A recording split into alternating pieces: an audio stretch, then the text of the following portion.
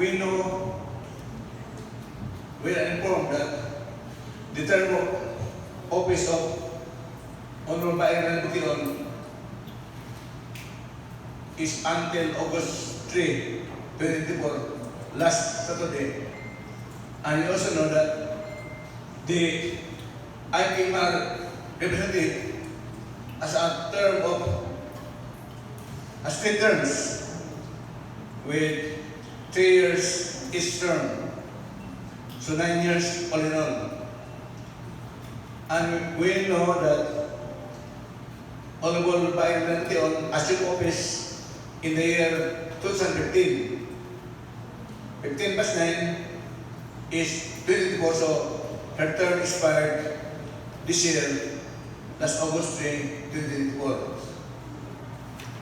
But you also know that Honorable Tion has written our sitting here, Honorable Attorney Henry S. Comino Jr., if Wamna Jr., requesting that there will be an extension for 5 months from August 3, 2024, meaning until January 3, 2024, as a replacement of the 5-month period when she was unable to assume office because we did not recognize her when she assumed office on her first term in 2019. If you remember, in 2019, we did not recognize her and we deferred recognition because we wanted to clarify, investigate her credentials first before recognizing her. And she was recognized by December of 2019. So that's why that is when she requests Senior to give her an extension for 5 months. Her request was based on the letter of the HIP, the Province of San Occidental, writing the Senior that the NGO Osamis, to quote the letter, the wordings, may consider filling up the 5-month period whereby she was unable to assume office. The words may consider is permissive in June, meaning it gives a discretion to the NGO, to the senior, whether to consider the 5-month period as a replacement for the period she was unable to assume office during her 3rd term. So, at this decision today, we could not really officially recognize her as officially part of the decision because I heard a while ago that her name was included in the roll call.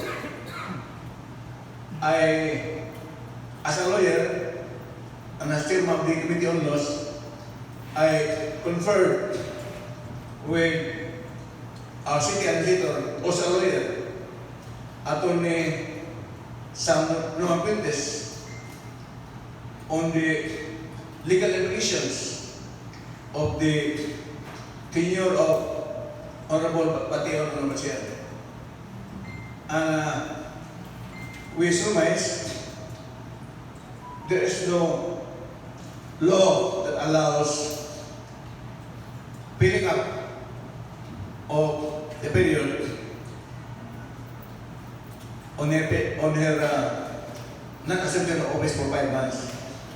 Although there's a letter from the NCIP for the NGO to consider the replacement of the said period. Hence, Honorable Sir, the presence of Honorable King today is on a voluntary basis only. Meaning, he attends session to volunteer to preclude any vacuum in the position and vacuum in the representation of the IPMR, head office on Michelle. We also do not know of any circular memorandum that he will be on holdover, meaning she continues to hold office until such time that his successor is elected, duly qualified, and ready to assume office. So we are not certain of that holdover theory. But I conferred with the Senior Minister Atty. Sam. We agreed that we allow her to attend a deposition in consideration of the fact that Honorable Tion has been our colleague for almost 5 years now, almost 6 years, for our two terms, and she has been supportive of the Ascension Administration. He supported our policies and guidelines, programs for the good and welfare of the citizens. So, in the respect of her cooperation and support, Radio, we allow her now to attend this decision. Of course, subject to the final approval of the mayor on the request for a 5-month replacement. Meaning her payroll will be, for the staff, her payroll will be passed only when the mayor approve decision, of course with the concurrence of this office body. So, plus we can hear also from Honorable Tion about his decision or can you give her the floor, Honorable Tion or Honorable body, ordered by, acknowledged by the chair. May buntag sa Bananaw, especially sa ato ang presiding officer and majority floor there and all councilors here. Akong dakong pagpasalamat sa inyong bisag tugod o end ng takaw obviously, but inyong agya kong diniskitahan ako ang representation na ko diri sa hawalan sa Konseho sa Osamis. So, dako kayong pasalamat na bisan wala na, pagtabadayon niya po inyong pag-request na po. I promise na kanunay yun ko mag-supporta yapon sa support nung yun ko kanunay, but i-continue din ako, mas more pa na po ang pag-suporta sa administration sa Ascenso Osamis. And dili lang sa Ascenso Osamis, hindi sa Misamis Occidental na administration. Thank you very much. Thank you, Honorable body. Thank you, Honorable Chair. So, I hope everything is clear to this office body and the staff. For the record, there is no official recognition of Honorable Tion, but we allow her to attend session to allow her members, the IPs, to be represented. And the law also does not favor a vacuum in any government office. So, it is expedient that we allow her today to attend session. I will to my colleagues for any other comments, contributions, and remarks on the Chair. Is there any comments or reactions? If there is none, Honorable Chair, we proceed. Patuloy tayo sa ating agenda sa sesyon. Wala tayong bisita na gustong maggamit ng ating people's hour o oras para sa publiko o para sa mga tao o kagalagalan na sir. Patuloy tayo sa numero 5. Approval of the agenda for the day. Wala pong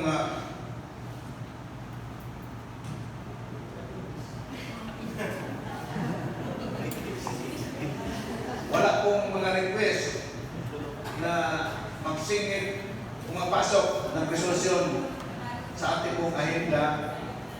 So, everybody was more copies of the ordinances or agenda for the day. So I move the motion to approve the agenda for the day, Honorable Chair.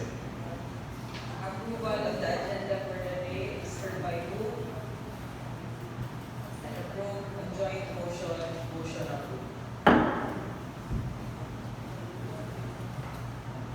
Agenda numero 6. Approval ng list of decision. Ang lahat po ay binigyan ng kopya ng ating pinutas, ating posisyon, nakaraang Polio 1, 2024 na taon. And I guess everybody was able to cross and started the notice of So, I move din motion, igala ko ng isang motion na joint to dispense with the reading of the minutes of previous session on July 1, 2024 and to approve this same minutes into Honorable Chair. Minutes of July 1, 2024, regular session has been moved for approval. Any comments or reaction? Hearing none, a joint motion approved.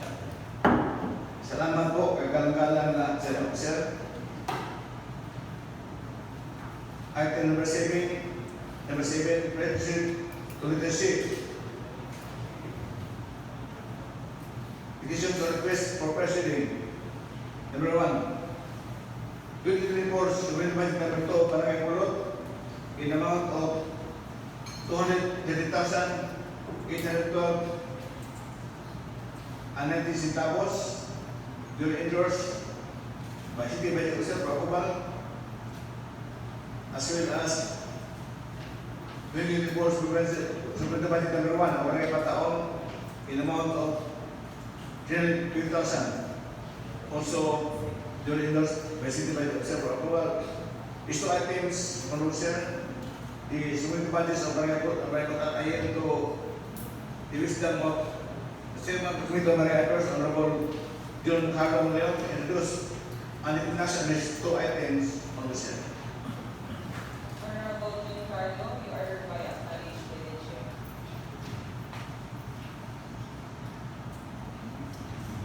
Thank you, Majority Floor. Thank you, Madam Chair. I would like to pass the 2024 supplemental budget number 2 of Barangay Pulot in the amount of 233,812 and 19 centavos.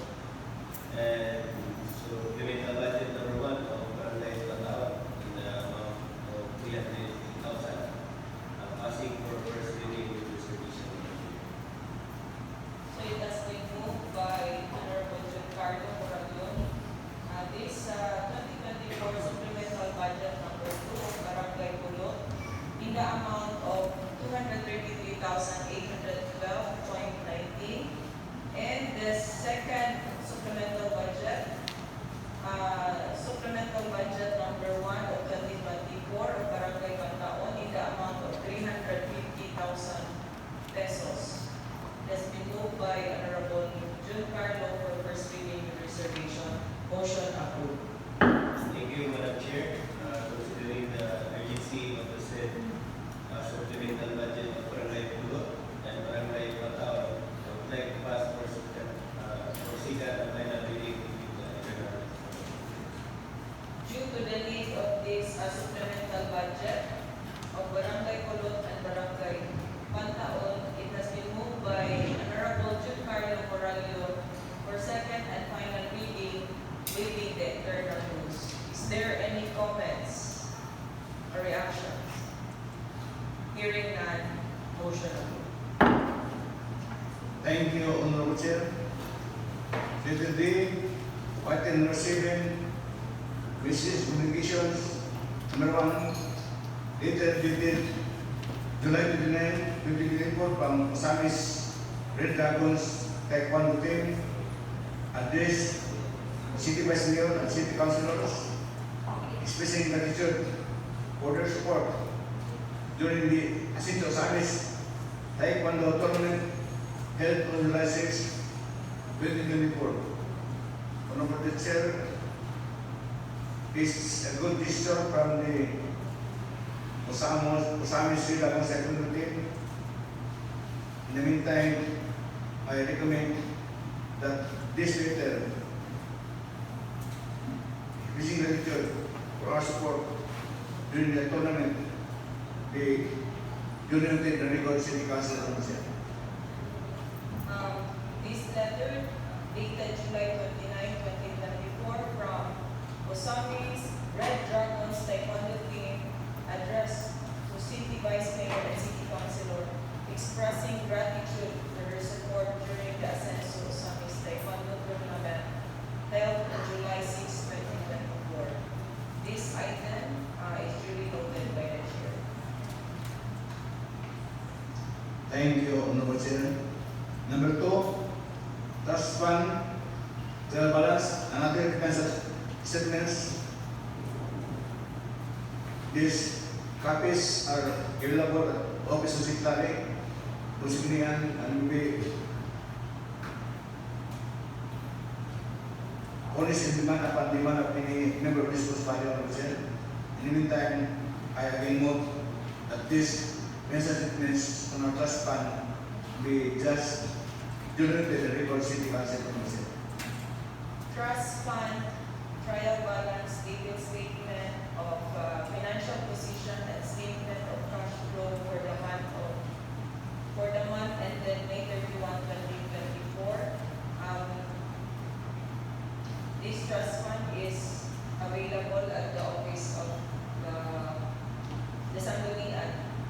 Anyone wish to xerox this trust fund, it is available in the office of the Sangguniang. And this item is duly noted.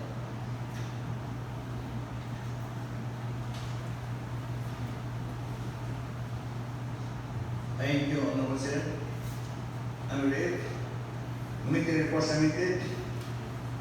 Everybody was honest copies of the committee report, the committee told dated May 2, 2024, in connection with the legislative investigation on top complaints. The complaint letter dated April 6, 2024 of Simunang Barangay Pintapan, alleging the total supply from Bolikin was cut off by Barangay Chairman Rumel D. Adisa Pagala. Completed also by signed by 8 persons against Barangay Chairman Ni Baji Pagala involving the total supply from Bolikin. Honorable Chair, this committee report was signed by all members of the joint committees of the committee of the whole, holding this public hearing, Honorable Chair. In view of this, I move this motion to concur and this committee report for approval by proceeding with resolutions, Honorable Chair. It has been moved by our majority floor leader, this committee of the whole dated May 2, 2024 in connection with the legislative investigation regarding the complaint letter dated April 16, 2024 of the Sangguniang Barangay Pintapan alleging of an incident that the water supply from Bolikin was cut off by Barangay Chairman Romel D. Alubisa, and the complaint letter signed by 8 persons against Barangay Chairwoman Evan G. Vergara involving the water supply from Bolikin. It has been moved by our majority floor leader to concur and adopt this item for first reading with reservation. Motion approved. Thank you, Honorable Chair. To release public service to proceed with our regular course of procedure and city council. I move this motion to concur, adopt the scrutiny of the whole decision-making 2024 for approval na second and final reading, waiving the general rules of consent. As being manifested or stated by our majority floor leader that this item, committee of the whole, is passing, the majority floor leader is passing this for second and final reading, waiving the internal rules. Is there any comments or reactions? Hearing none, motion. Thank you, Honorable Chair. There are no pending items on my table. Under item number 9, another business, and item number 10, business for third reading. So, at this juncture, Honorable Chair, we have a privilege and pleasure to hear on business matters from Honorable Lim Sison, Honorable Chair. Honorable Suiso, you are Thank you very much, Madam Chair. For the upcoming PCO Congress, this coming August 22 and 23 at Ayan Hotel Curry, the PCO for Misamis Occidental is now sending the communications for that matter, and we will now be processing for the registration fee of 5,000, and they also release the mechanics and guidelines for the upcoming PCL Pinoy Style Variety Show competition.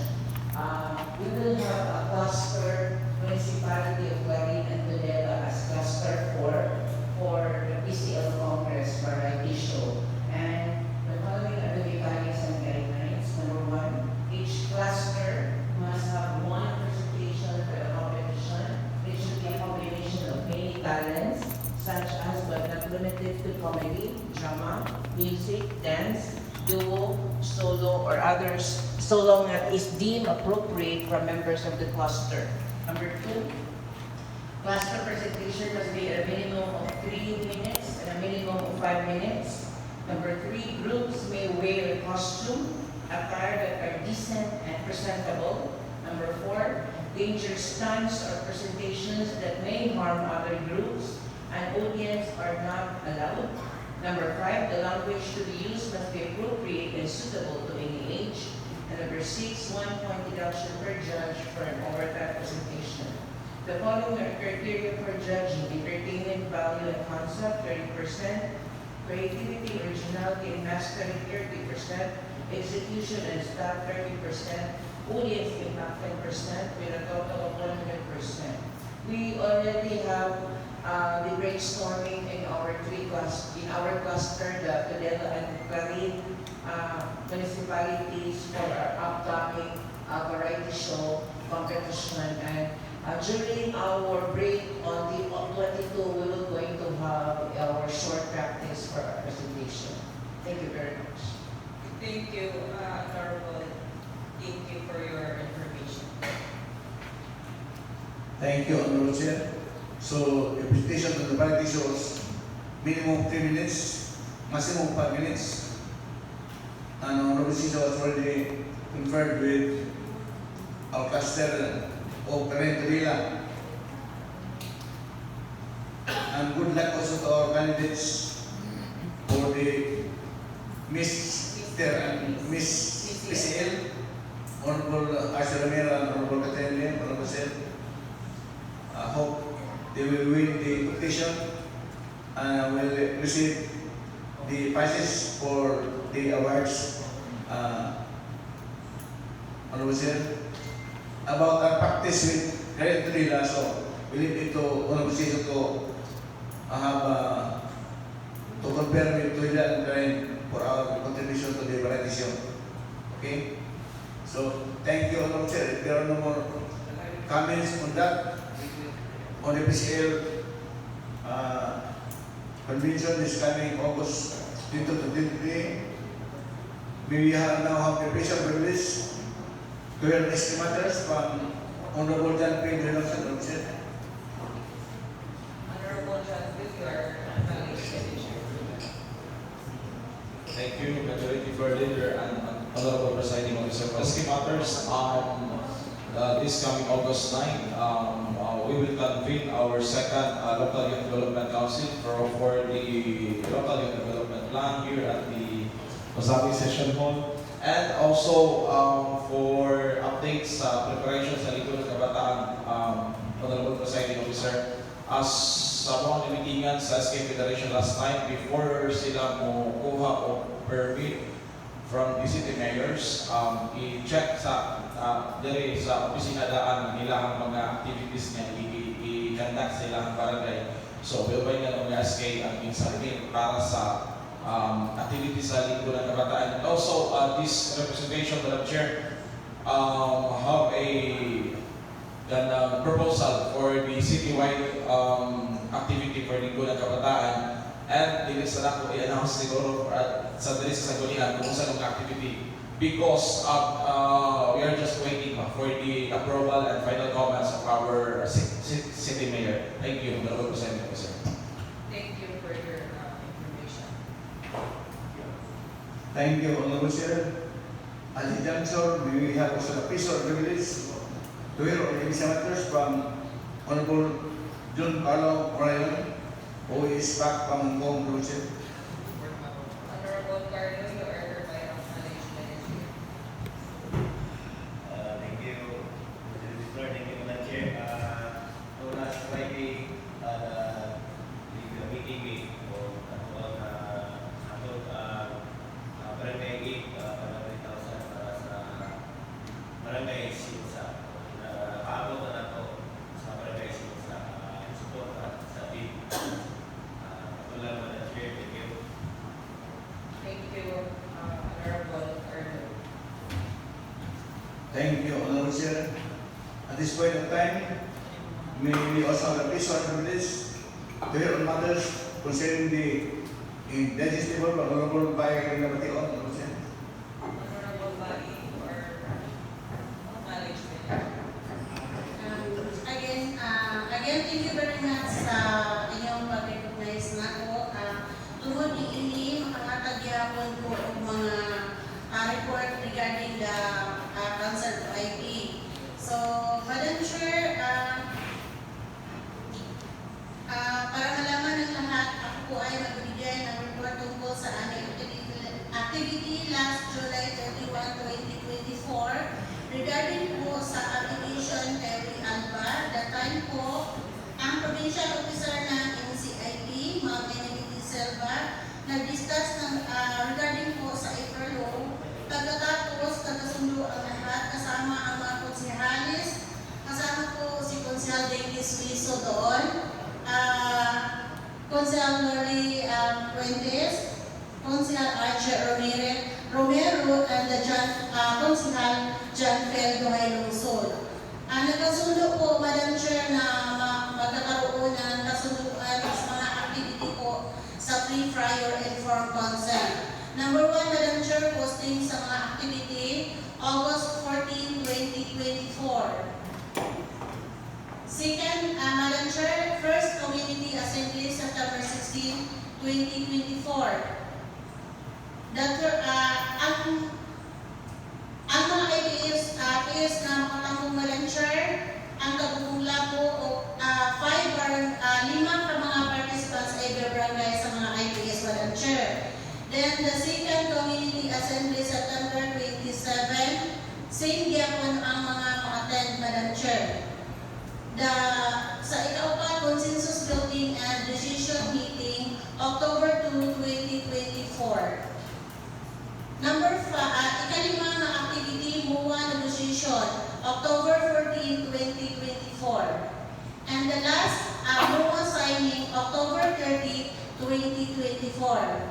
Kani, Madam Chair, ang sunduan, Madam Chair, atong time activity, kaning tanan na activity, magpadala og letter ang National Commission on Indigenous People ngadto sa atong halangdong na mayor para mausa ang paghimo og resolution sa sanggunian diri sa siyudad sa Osamis. Daghang salamat. Thank you, Honorable Body, for your vital information regarding the application for the rescue. Honorable Chair, we also give the floor to Honorable Deciso or staff to monitor the activities of the NCIP, Honorable Chair. Honorable Suizo, you are acknowledged. Thank you very much, Honorable Executive Floor Leader and Presiding Officer. This is in addition to what the Honorable Linda Batio mentioned regarding the pre-prior informed consent activity that we have conducted last week at Stinson Abordo. She has mentioned that the free prior consent form is actually not a one-time activity. During the briefing at Stinson Abordo, NCIP emphasizes that these are the stages. I think we have 14 stages, and among the 14 stages, 6 are very, very important stages of the before a resolution that will come on from our end, allowing Radio Sina to operate as a business establishment. And one of those important stage is actually the consultation or the first community assembly. Now, it will be conducted this coming September 17.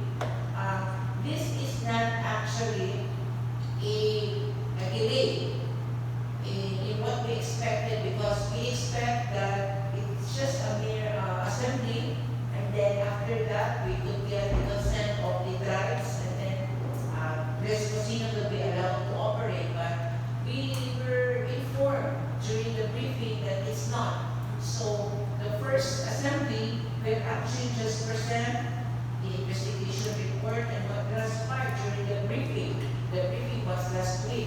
And after that, there will be a series of publication or notification. Then there will be a series again of another second round of community assembly. So from there we have a timeline of August until December. And along the way, please be reminded also that it's not only the LGU that will be giving them the clearances that they needed. They also need the DNR, including also of the DAR clearances. So they could also apply that along the way parallel to their application with us. But I also understand that during the second round of community assembly, we will be drafting the necessary MOA or the validation as well as the signing. And we requested the NCIP that LG should be part in the drafting of the resolution or of the MOA together with Press Casina, and we as the witness, the LG, and also we could also include in the MOA what our provisions that the LG would like to provide in the MOA. Then after that, posting of the said MOA, then after the MOA, it will be subject again for the review at the regional. So from that, we have an extensive timeline of until December just to get our clearance for them to proceed. That is what we have addressed during the pre-trial briefing. We thought this was just one time, but it's not. It will be serious. So I think this will send a message to all applicants or those who wanted to invest in an ancestral domain properties that it is a very long and very exhaustive process along the way. Thank you very much. Thank you, Honorable Suizo, for your nice briefing for that. Yes, Thank you, Honorable Chair. Before I proceed to item number 15, I would like to manifest regarding our attempt to secure the barangay disputes of barangays with territory disputes in our city. There are 14 disputes listed by the CPDO, submitted by the EBC of our city and our city. In our last hearing, pre-hearing last month, June 27, we give a 1 month period for the barangays and complex to submit documents so that we could start hearing this month, August. And if they are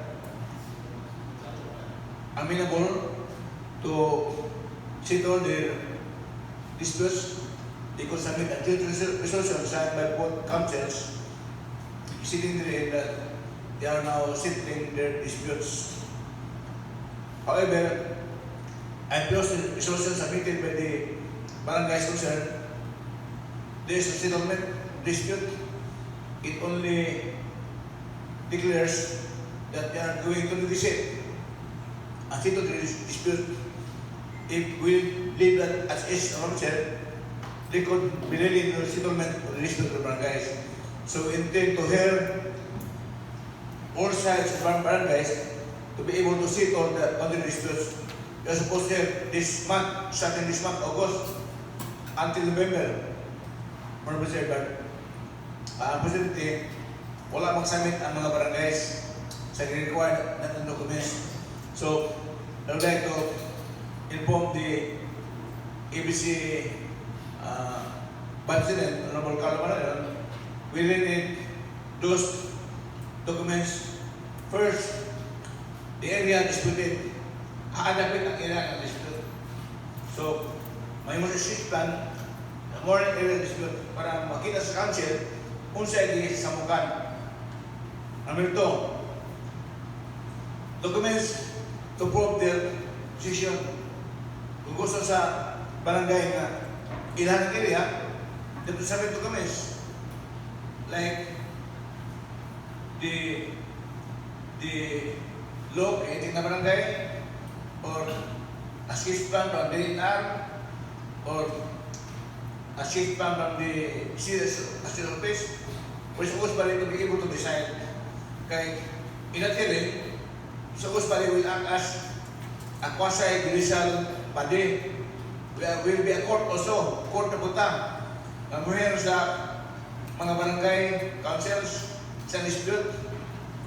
And depende sa dokumento, ilang po decide ang city council as a court kung saan ang decision. So, at isito lang dispute by enacting an ordinance. Kaya mo ang boundary sa barangay. Example, ibaligo ang labo. Ang kita wala pa sa kabisa dokumento to support the position na kanang dispute ilhagin na area. Wala pa deklarado asa dapat kaya dispute. Wala ka sa dokumento. Last hearing, we inquired from the barangay institution kung nasabtan na nila ang i-require sa council. Kanang yung nasabtan. Klaro ba? Klaro. Na kaya ba ang isang dokumento? Kaya. Na wala na sabi. July 27 nila, wala na sabi. Ano mo siya? So, I'm very sad on that. You cannot have the disputes as a court kung wala na dokumento ang tanawin. Blanco ta. So, wala na dokumento, di ka mag-hearing. Wala tayo. There's nothing to hear, right? Wala may dokumento na ang barangay council give-prove nila ilang dispute, ilang na napenta na ilang i-claim. So, we just like to relate to normal yun, ang problema sa city council na di na ito mahilig, wala dokumento i-submit. So, thank you, Honorable Chair. Thank you, Majority Leader. Do you have anything to say? Yes, Honorable Speaker. Thank you very much, Madam Chair. With respect to the manifestation of the Majority Floor Leader, in fairness to Honorable Morello, they already called upon the 14 conflicting barangays regarding the committee hearing that we have conducted regarding those disputed barangays. And among the 14 conflicting barangays, only one really insists that they will going to present documents. It is Villa Consuelo and San Antonio. The rest already had the precision paper, including also the joint resolution, Madam Chair, Majority Floor Leader, but we just have it cleared first at the city planning regarding the other attached document, which is the map of each barangay, which is part also of our reporting. And I will definitely follow up one of the commissioners, Mamilani Secres, regarding the attached documents that needed for the disputes to be settled. But most of the barangays under conflict already submitted their joint affidavit or joint resolution from 2 barangays. I think they're just finalizing the documents, Madam Chair and Majority Floor Leader. I will going to update soon. At the moment, Mamilani Secres completed all the necessary maps, because I think that was part of the requirements for the set deadline. Thank you very much, Madam Chair. Thank you, Honorable Suso. You have something to say? Yes, Honorable Giancarlo, you are acknowledged. Thank you, Madam Chair. Bayan sa San Antonio, I really sila meeting with the barangay officials dito. Kaya walay conflict sa mga kapitan na dito na roon sa mga komisiyan. So, kailangan lang siguro na mo masabtun yun sila. And sa lahat ng mga barangay, Tarangan, Minero, Lapu, Ibargo, Malabayan, Tarangan, Ulikay, Tarangan, the ongoing naman ang process sa mga kapitid. So, this week siguro kumanagin po ang lahat. So, only Barangay San Antonio and Villa ang natin problema ngayon. Thank you, Madam Chair. Kumusta ang barangay Maningkol between Katadman and Gako? Okay na, natabanabot na sila. Malingkol and Katadman is na naman sila ay daan na resolution na to. Yes, Honorable Suso. Yes, for the matters of Maningkol and Katadman Manabay, they already had, in fact, they already approved an ordinance that they already had the settlement that for tax purposes, that there will be a portion of Maningkol, I think big chunk of Maningkol, will be part of the Katadman Manabay. In fact, we have seen the documents, we have seen through the city planning. In fact, the city planning was also amazed regarding the big chunk that was being what do you call this, na included sa Barangay Katadman, but based on the resolution na approved way back 2019. But I think they are willing also to take it back. They're planning to have it, but at the same other venue, same other time, they just expresses their support, and that's why they submitted also the joint resolution. But I think this is still subject for future, what do you call this, and complaint maybe coming from them. But the moment they submitted their joint resolution, this is to support also on for purposes of the PSA's requirements. Okay, thank you for that vital information, Honorable Suso. So is there any, Honorable Chair, what is contemplated by this August body is settled the barangay dispute. Meaning, what naging dispute? How? Nanay-ulinan sa mag-define na silang boundaries. So, I hope the barangays concerned na nag-manifest na they are negotiating to settle the dispute will come up with a proposed ordinance nga muna ni ilang boundaries sa ilang barangay. Isabay City Council, para ito na auto, okay na, atong kapubahan. So mawala ng barangay dispute. In the meantime, we should have 14 disputes. 14 person, barangay dispute, wala pa isabit na situnan. So, I hope the barangay council concerned will understand na ang tuyo, settle with ang dispute.